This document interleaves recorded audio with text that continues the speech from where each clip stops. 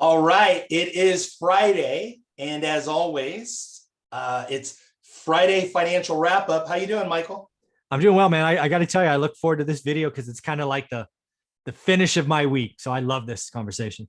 I love it. I love it. I want to say too that I love the card. So Oh, I did get the card, and I'm going to send a picture to you. yes, Yes, yes. Why don't we see that? Actually, we didn't talk about that pre-roll, but sure.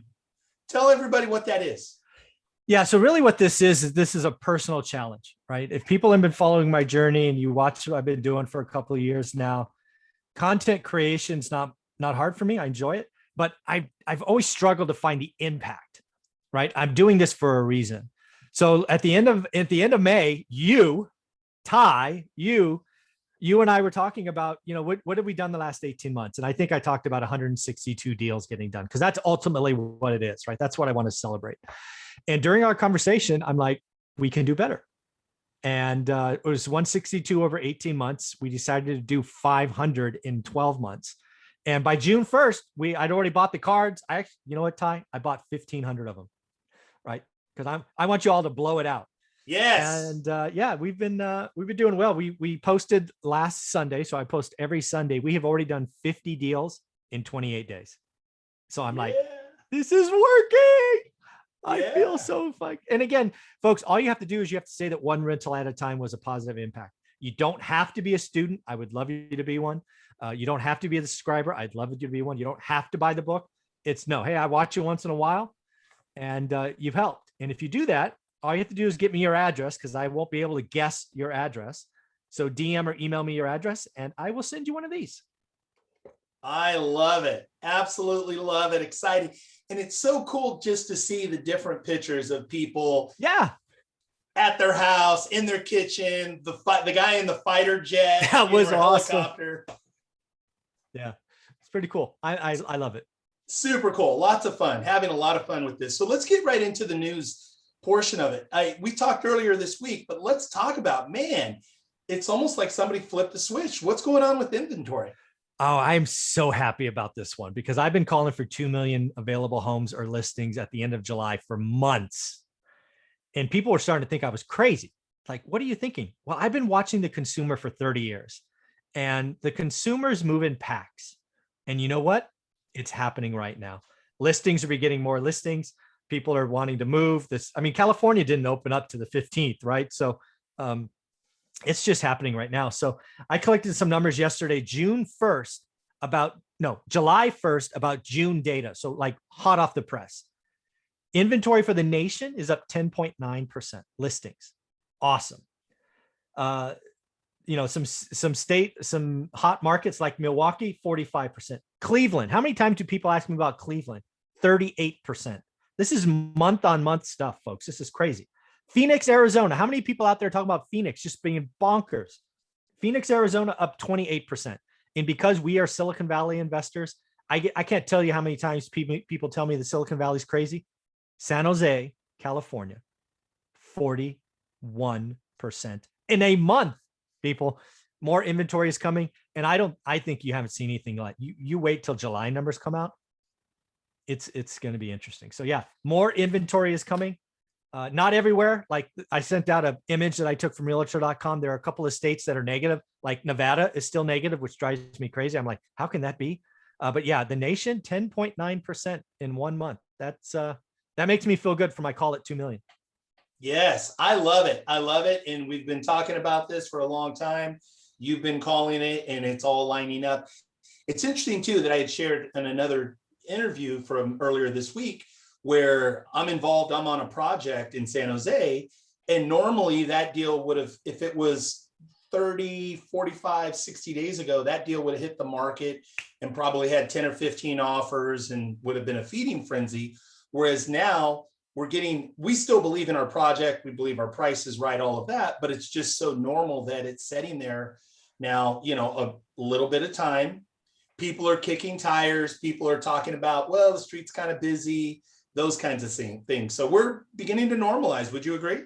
Yeah. And again, people don't realize we've been in I'm actually, because again, I've been calling a real estate slowdown, pushing it pretty hard for 45 days, not a crash, slowdown.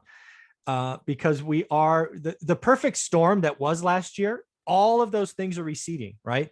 The whole work from home, the whole lockdown, the whole I need space, all of those things that were positives now we're kind of going backwards. And again, realizing when I say 2 million homes, it may sound impressive, right? We go from 1 to 2 million, that's 100% increase. But in the context of a normal market, which is 3.3, we're still 60% of it. But more inventory is more choices. And again, people are so repetitive. They start seeing it. They start seeing listings sit.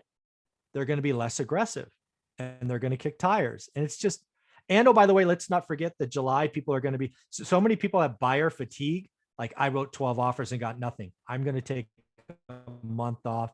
I'm going to go to LA, Disneyland, be the happiest place on the planet. Or if you're just an adult with no kids, I'm going to Vegas. And they're just going to take the month off. So I expect July inventory to build quite substantially. Yep, I would completely agree. And it's interesting, feet on the street, you know, having people cold calling and being so active on a lot of different sides. We're just getting a lot higher response. People are wanting to do something. People are coming in this weekend. Let's talk about it. Come out. Let's look. Let's see what the market is. Let's get this thing on the market. So it's coming. Let's move forward. So let's talk about June job creation. What's going on there? More good news, people. Again, being in the sun is such an awesome place to be after 14 months of darkness. June reported July for June. Job creation for the nation was 850,000 jobs. That was above expectations, which was 706. It's third month in a row of positive job creation, right? We went from like 256 to 559 to 850. So it's a nice trend line. I think July is going to be a monster number. So we'll have fourth month. Unemployment rate did rise. If you want to be a negative person, you could look at the unemployment rate and say, hey, it went up from 5.8 to 5.9. I've been doing this a long time and I've been trying to educate you. That is actually a good thing because what is happening is the U3, U6 delta. U6 is the discouraged worker. U3, it's not included. So we're seeing increased discouraged workers back into the unemployment number, which is actually a sign of health. And then U6 is finally under 10% at 9.8%. So the June jobs number is a great number. It's also not too great, if you know what I mean, right? If it was like 1.8 million, it might cause us to raise interest rates and inflation to be jumping. 850 is just all around like the perfect number. We should be, it's not, we're not done, but damn it, we got 3 months in a row and July should be a monster. I love it. I love how you're deep in detail. I think you and I make a great team. And here's why is that my indicator was I went out and had dinner and drinks and things like that.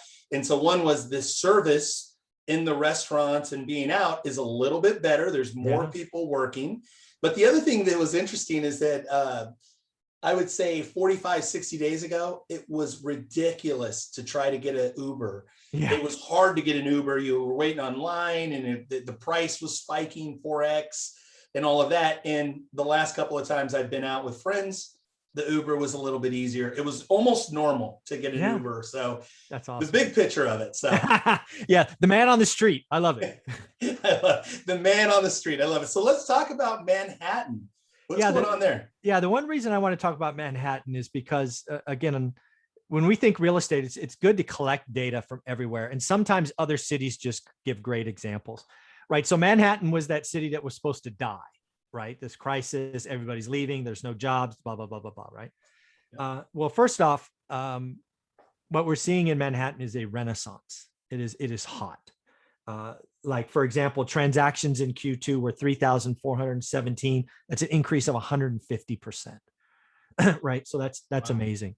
But the real reason I wanted to talk on this show about Manhattan is because it starkly highlights the difference between median house price and average house price. Too many people think those are the same number, and they're absolutely not. Too many creators use them in the wrong context, and you really have to watch out. So let's talk about these two numbers, and then we'll break down why they're so important. The median apartment in Manhattan, believe it or not, is $999,000. It is a record. That's the median. The average apartment sale in Manhattan in the last month was $1.9 million. So rough and tough, let's call it $1 million difference. Median, call it $1 million. Average 1.9. So call it a 900K difference. Michael, how can that be? Well, folks, they're different freaking calculations. Median is you line up all the transaction from the cheapest to the most expensive. And let's say there's 101 transactions. All you do is you find number 51, right? Oh, that's the median, right? That's it. And what happens with the median is it's supposed to weed out extremes. In Manhattan, where are the extremes? The extremes are on the high end. It's the $30 million penthouse. It's the $28 million penthouse. When you have extremes, or you have lots of fire sales or distress back to 2010, it does go both ways, but it's supposed to weed out extremes. That's median. Average, you add up all the transactions. That comes to some number. You then divide by number of transactions, and that is average. Very, very different numbers. And again, median's 1 million, average is 1.9.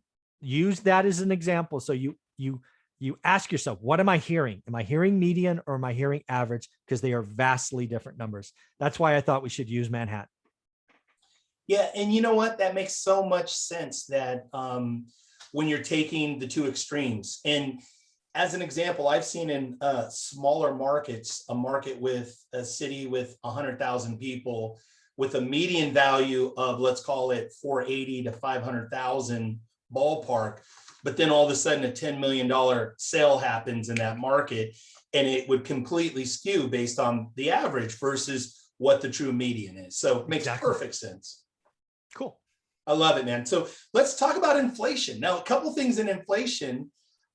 We talk about it all the time, but let's talk about inflation specifically with gas prices and oil. What's going on there? Yeah, dude, gas prices. Again, the thing about inflation, there's really two things, and I think I'm all about the consumer. There's really two angles, right? There's the positive, which again, if you go back to my earlier conversation about employment, wage inflation is up 3.6% year on year.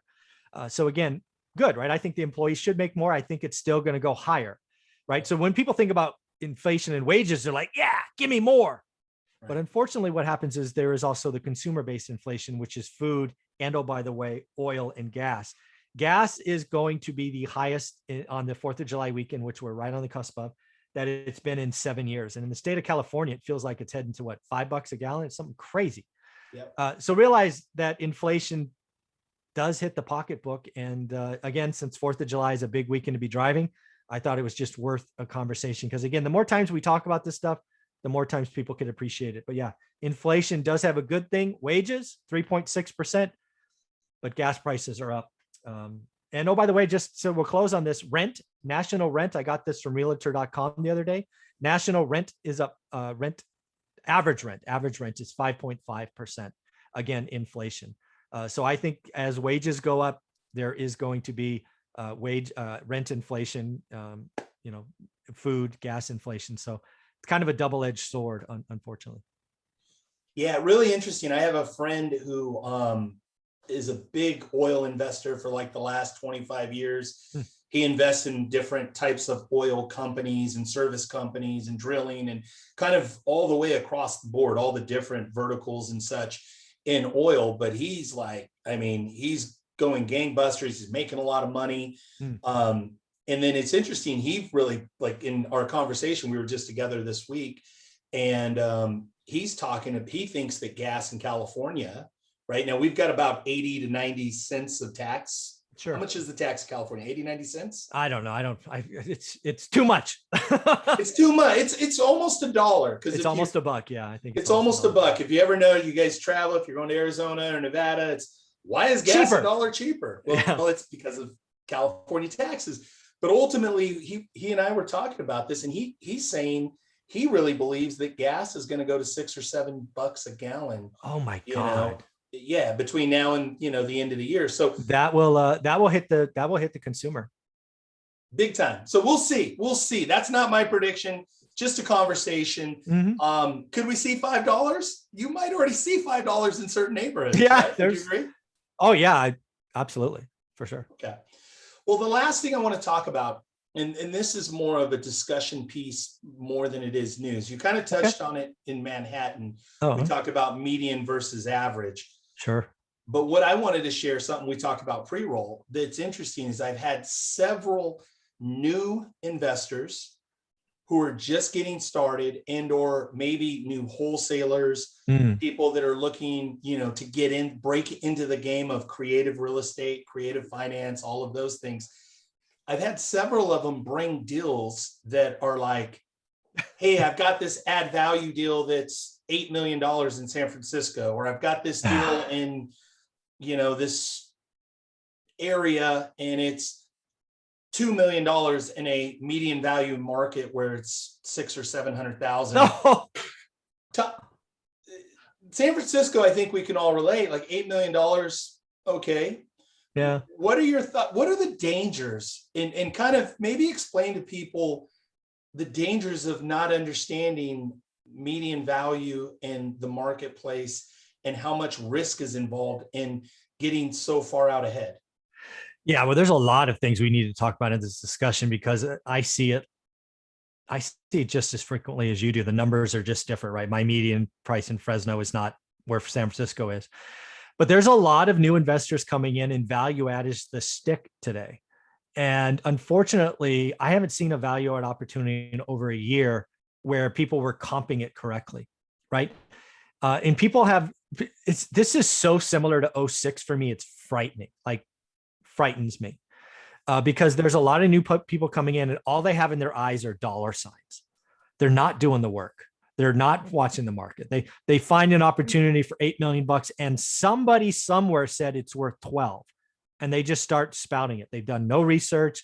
They haven't realized the building is a heritage site and you can't change the footprint. And they did a comp on, there's so many things that go into large transactions like that. And I think too many people are getting into the game now late. I've already told you there's a real estate slowdown coming. The best time to get in was like 2016. People coming in late now with the mindset of the past, not looking at the future. I think there's going to be 50% less flippers and wholesalers in 6 months because they're not going to get any deals. And if they're a flipper, they're going to get a deal, but they're going to be in it long. So this is the time to be more conservative, not more risky. There was a time where you could take on a big project like 4 years ago, but it's not today. Folks, a slowdown is the time to be below the median. If you are, I've always said, if you're 2x the median into a slowdown, you might get lucky, but I don't like to bet on luck because you only need one buyer. That's the beauty of a flip. You only need one buyer. You don't need hundreds. But man, I would not want to be playing 2x the median today. All I see is hold time, picky ass buyers. Oh, it's not the time, folks. And if you really can check yourself and admit that you're just chasing dollars, you've really got to take a step back because the market's going to change and be a rude awakening. And you're going to call real estate a bad investment because you spent 90 days and didn't do a deal. No, you didn't educate yourself. It's really on you. That's what I think. Spot on. And it's interesting. I had an original mentor just young in my career, 25 years ago, 28 years ago, that just beat into me median minus, median plus maybe 2, 3, 4%, like you can get a little bit above very little above the median. So like for me, that's always been a rule of thumb, is always to work median and then minus, meaning everything kind of median and under in any given market. So man, great stuff. Great conversation, Michael. I just want to thank you for all that you give and do, all that you share. I love, like you see, it's a dog here. So we've got the book, One Rental at a Time. You can also follow Michael. He has amazing content on YouTube. Great content. He's I notice you're a little bit more active on Instagram and Facebook. Is that accurate? Yeah. I'm trying. I'd love to get my Instagram channel to 10,000. I just went over 9,000. So I'm trying to get to 10,000. I'm doing what I can. I love it. I can see that you're just posting a lot more content on your Instagram, Facebook. He's active on all the social platforms, but I can tell you his best content is on YouTube. Absolutely. Lots of education, lots of news, right? You do the daily news at what time every morning? 7:30 a.m., 6 days a week. The one exception is Thursday at 7. And that's because I speak to 6 multimillionaires, what I call my expert series, Sunday through Friday. So, yeah. I love it. Thank you for all that you do, Michael. Looking forward to the 500 student deal challenge. Me too. I love the post. Thank you, everybody, for watching.